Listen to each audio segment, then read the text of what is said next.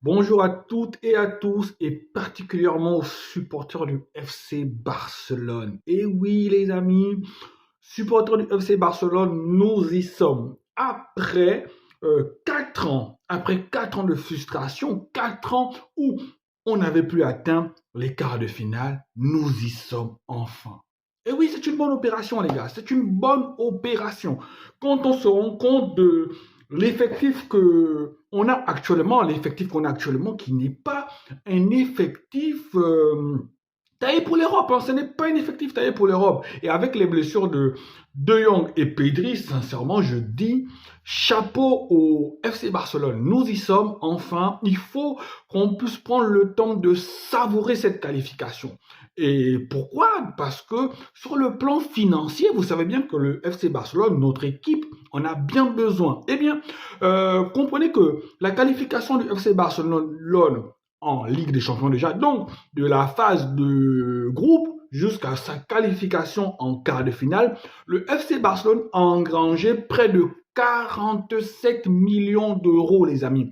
Cette manne financière-là n'est pas négligeable. Comme je l'ai dit dans l'une de mes précédentes vidéos, le FC Barcelone ne remportera pas la Ligue des Champions. On ne va pas se mentir. Le FC Barcelone ne remportera pas la Ligue des Champions. Mais au moins, l'objectif pour nous, Barcelonais, c'est d'aller le plus loin possible et d'engranger un peu d'argent, ce peu d'argent-là qui nous permettra d'ajuster notre budget, voilà, pour la prochaine saison et de faire peut-être quelques recrutements pour améliorer l'effectif. Voilà. Donc, déjà, avec une équipe comme ça, le FC Barcelone a misé sur la jeunesse. On a Koubarsi en défense. On a eu Firmin. On a eu l'excellent Lamine Yamal. Donc, on se rend compte que même en n'ayant pas de gros joueurs, de gros superstars, le FC Barcelone est capable d'éliminer le FC Naples. Même si les gens vont dire que ouais, Naples, c'est pas une super puissance, mais je rappelle au passage que Naples, c'est le champion en titre d'Italie.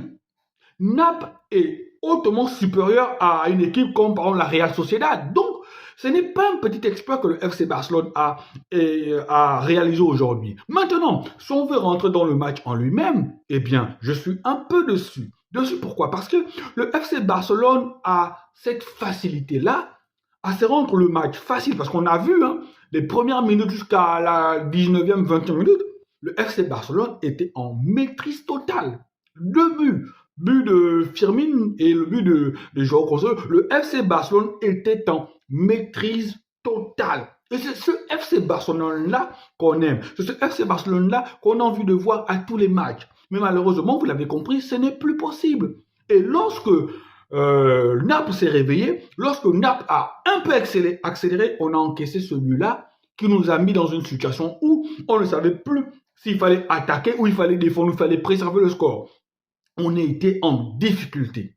Sincèrement, même si ce match-là, on va dire que ouais, c'est un match très abouti, mais moi, j'ai vu de bonnes et des mauvaises choses. Et des mauvaises choses face à des équipes de standing comme Manchester City, l'Inter de Milan.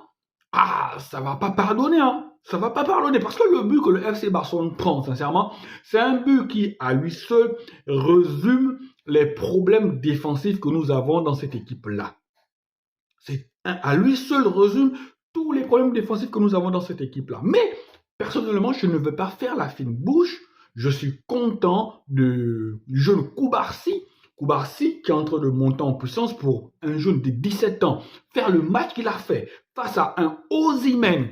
Sincèrement, je dis chapeau. C'est un joueur en devenir. Et Firmin montre aussi qu'il y a de l'espoir de ce côté-là. Lamine Yamal, pour moi, à 16 ans, c'est déjà un joueur confirmé dans ce FC Barcelone-là. Le seul bémol, c'est pour moi, c'est qui? C'est Rafinha, qui pour moi n'est pas un finisseur, sincèrement Rafinha pour moi, même s'il n'a pas fait un très très mauvais match, sincèrement, mais il n'a pas fait aussi un match à la hauteur des espoirs que le FC Barcelone place en lui, sincèrement. Rafinha pour moi c'est un demi-flop. Et revenons sur la prestation de Lewandowski, je ne veux pas tellement accabler Lewandowski parce que si on se réfère simplement sur le match, Lewandowski ne fait pas un très bon match sur le plan, on va dire, parce qu'on se dit l'attaquant de la trempe de Lewandowski, il doit sortir dans ce match-là avec au moins 2-3 buts.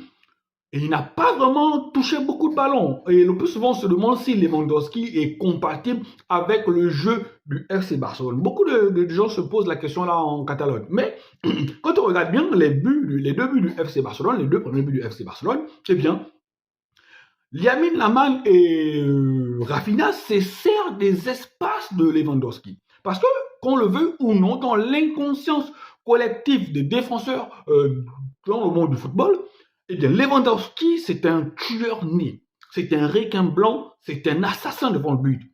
Et même si inconsciemment, il est un peu moins fort en ce moment, les déplacements qu'il fait, ce sont des déplacements intelligents. Ce sont des déplacements qui montrent que Lewandowski a un haut QI footballistique. Il fait des déplacements qui créent les espaces dont ses coéquipiers se servent.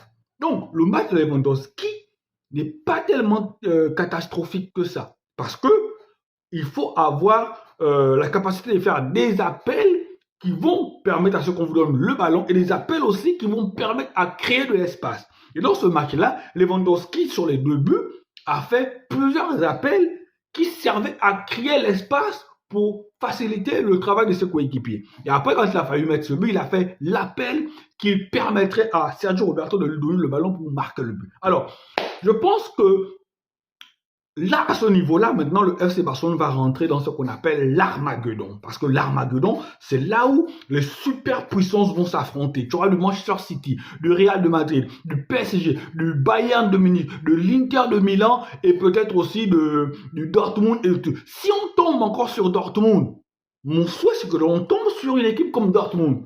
Si on tombe sur Dortmund, les gars, c'est jouable.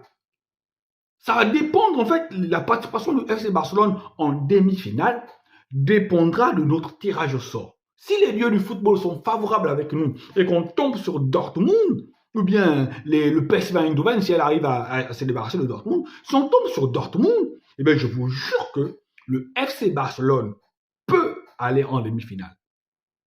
Si on tombe sur le PSG, et qu'on arrive à museler Kylian Mbappé, c'est qui va être un peu difficile, mais si on arrive à s'imposer au milieu de terrain, parce que je pense que le milieu de terrain du FC Barcelone est au-dessus de celui du PSG. Donc, si on arrive à maîtriser le milieu de terrain, on peut s'en sortir aussi face au PSG. Face au PSG, c'est pas 70-30 pour Barcelone, hein.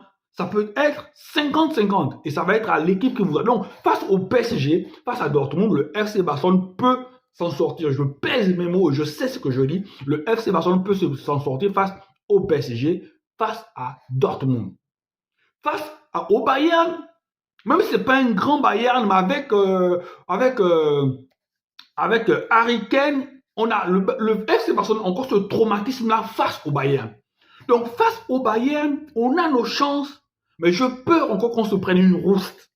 Donc face au Bayern, je ne dis pas que voilà, mais ça va être compliqué parce que le milieu du Bayern aussi, c'est un Bayern aussi costaud. Parce que moi je parle des équipes où le Bayern peut avoir l'avantage au milieu de terrain. Donc Dortmund, PSG, le Bayern ça se tient, mais le Bayern, n'oublions pas que le Barça a les séquelles du Bayern. Face à Manchester City, c'est mort de chez mort. Face à l'Inter aussi, c'est mort de chez mort.